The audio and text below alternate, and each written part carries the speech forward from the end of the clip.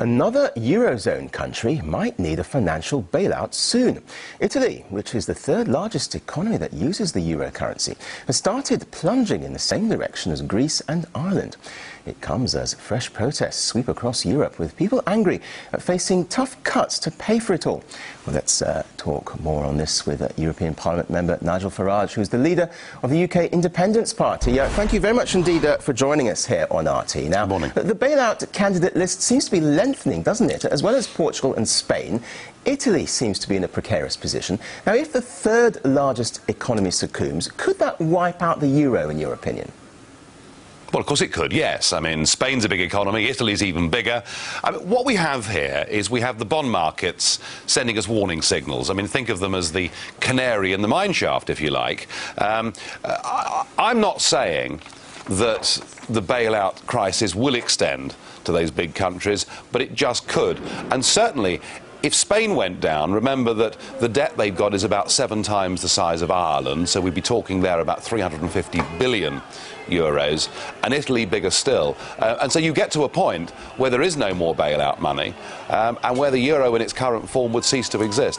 I don't know whether that will happen in the next few weeks, but it remains a real possibility, yes. And of course, there are also fears about Portugal. It's thought that Portugal's under pressure to ask for assistance, and an Irish minister says that Dublin was forced to take the bailout. So is there a clash here between political pride and the cold economics of the European Central Bank? Well, I don't know. I mean, the cold economics of the European Union's response to the banking crisis since 2008 has been that every single bank and every single loan and guarantee must be backed up by governments. Now, if you look at countries like Iceland, where they decided to let some of their commercial banks go bust, you see countries that are now beginning to recover. So that was the decision that was taken back in 2008. So in the case of Ireland, the government had to stand behind banks that had made some very unwise loans, and banks that had been operating within the Eurozone, which, of course, Ireland was never suited to. So the point is this. Whatever we do, let's say that the contagion doesn't go any further than Portugal. Let's say the bailout funds aren't exhausted. That isn't the end of the problem, because what you've now got are countries like Greece, Ireland and potentially Portugal, who are trapped inside an economic prison that is called the euro, for which they are not suited. And believe you me, the bailout that Ireland saw last week is not the end of the matter. I suspect that things in Ireland economically will be very much worse in 2 years' time than they are now. OK, but in fairness, the European Commission President said on Sunday that the Eurozone isn't to blame for Greece and Ireland's problems, and that things could have been much worse without the euro. Isn't there some truth in that?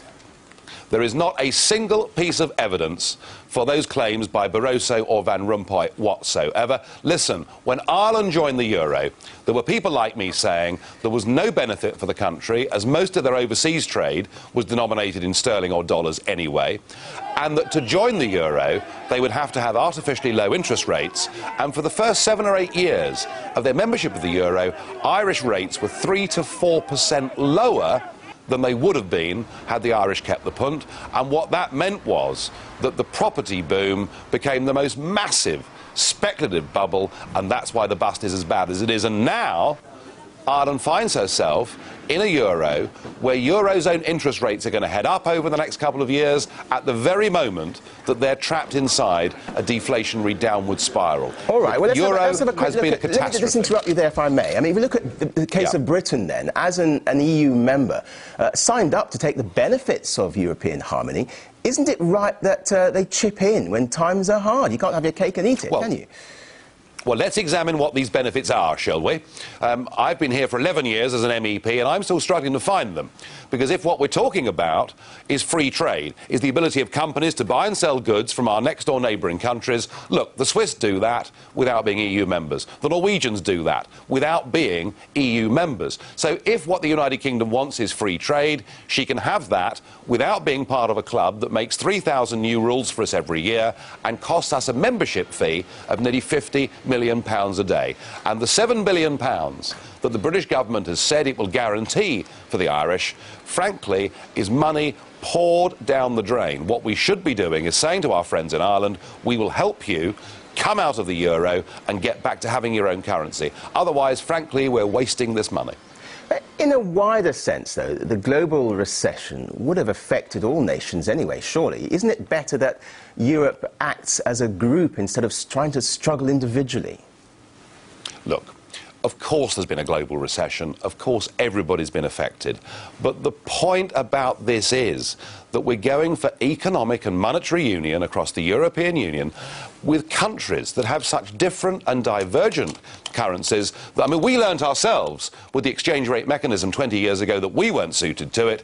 Sadly, for the Greeks, the Irish, and probably soon the Portuguese, they're having to learn the hard way. And what you need in a recession and what you need in a global economy, which we're now living in, is you need flexibility and adaptability. And when you join the euro, you give away control over interest rates, and now that they've been bailed out, they've given away the ability to decide their own budgets. Greece and Ireland have now become protectorates of the European Union. They've lost their democracy, they've lost their self-government, and I'm deeply fearful. I mean, I do feel that extreme political groups, even violent political groups, will now be on the rise, because if people feel they can't alter their own destiny by voting, what are they left with? Let's turn to Germany then. And German taxpayers seem to be bearing quite a lot of the burden for all these bailouts. How long do you think it will be before the Germans become angry enough to stop paying out for other countries' failures? You mentioned anger there. Yeah, well, I'm married to a German, and she'll tell you that they've paid a very big bill since 1990 to reintegrate Eastern Germany back into Western Germany. They're now being asked to pay a bill many times the size of that to bail out countries like Greece and Ireland and Portugal and who knows who else. There is no question that had the German people been asked, did they want to give up the Deutschmark and take the euro, there would have been an overwhelming no. But in Germany, as around the rest of Europe, we have a political class that has attempted to impose its own worldview on people without ever asking their opinion. I was in Germany a couple of months ago in Berlin. I spoke at a meeting of people who want the Deutschmark back, and I was impressed. There were lawyers, university professors, hedge fund managers, some very serious people in the room saying, we want to get the hell out of the euro, we want the Deutschmark back. Now, Angela Merkel is playing a clever game, because she was the first person to suggest that perhaps the private holders of bonds in Ireland and Greece may not get the full face value of their bonds back when it comes to maturity. That sends a message that maybe it won't just be German taxpayers that have to bail things out, and that's why she did it.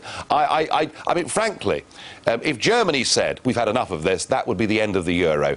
I don't think we've reached that moment politically yet. I think it's more likely that Greece and Ireland will be ejected, but don't expect the Germans to bankroll the EU forever. They simply won't do it. You say ejected there. Do you think any country would voluntarily leave the euro and to have their currency devalued? Well, they should do, but of course they won't, because what you have in Ireland and what you have in Greece are the same kind of political class that we have across the rest of Europe, and they've been set on this path of creating a European state for several decades now. They can't admit to themselves or their publics that they've got it horribly wrong. They can't admit that what we should be doing in Europe is having a trade organisation where we cooperate together but don't attempt political union. So no, they're not going to do it. And what we're going to see the rise of new political parties. We're going to see some massive changes in European politics over the next couple of years. I hope and pray that it won't be extreme nationalist groups that benefit from this, but I fear that it may be. I mean, despite all the troubles, for example, Estonia is looking to join the euro by 2011, I should say. Why would the zone accept new members amid all this struggle? Oh, because this is an empire. Mr. Barroso once said, I think 2 years ago, he said that the European Union was the first ever non-military empire. And what empires try to do is expand. So they'll have Estonia into the euro, and they'll try and make Croatia join the European Union next year or the year after. They think that all the while they're expanding, people will say, well, it must be going well, and it'll take their attention away from what's going on within. Sadly, it's too late. And all the opinion polls show that in Germany, in Greece, in Britain, in Ireland, and right across the European Union, increasingly the publics of Europe are holding the political class that have done this to them in increasing contempt. OK, we'll have to leave it there. Nigel Farage, thank you very much indeed for your forthright views here live on RT.